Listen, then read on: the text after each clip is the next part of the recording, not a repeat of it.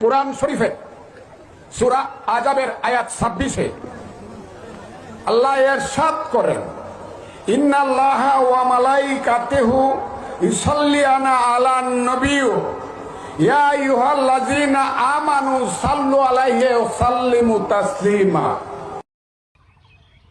ওরে এখনই কইবার দেন, পাকিস্তানি রাজাকার বাচ্চা, জামাত শিবির রাজাকারের বাচ্চা, মানে জামাত শিবিরের যত রকমের গালি আছে ওরা দিতে দেন, একদম সহি শুদ্ধ স্পষ্টভাবে বাড়াইব। আর কোরআন শরীফের মধ্যে সূরা আযাব নামে কোনো সূরা যদি থাকে আপনারা একটু কমেন্ট বক্সে জানায়েন, আমার বাপ দাদা জীবনে শুনিও নাই জানিও না। আর তেলাওয়াত তো যে পরিমাণ করছে আপনারা শুনলেনই, অনেক মুফতি বাড়াইছে, অনেক মুফতি, এটাই শেষ না, আরো আছে দেখেন। ছাত্র দলের সভাপতি রিপন মিয়া। আলহামদুলিল্লাহি রাব্বিল আলামিন মালিকি ইয়াউমিদ্দিন।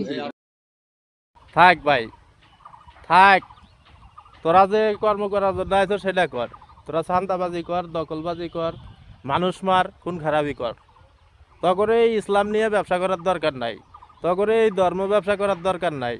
একটা সূরা ফাতিহা পড়তে পারে না এ বলে আবার নেতা। এরাই আবার জামাতে ইসলামরে গালি দেয়, ধর্ম ব্যবসায়ী জামাতে ইসলাম ইসলামিক কোনো দল না।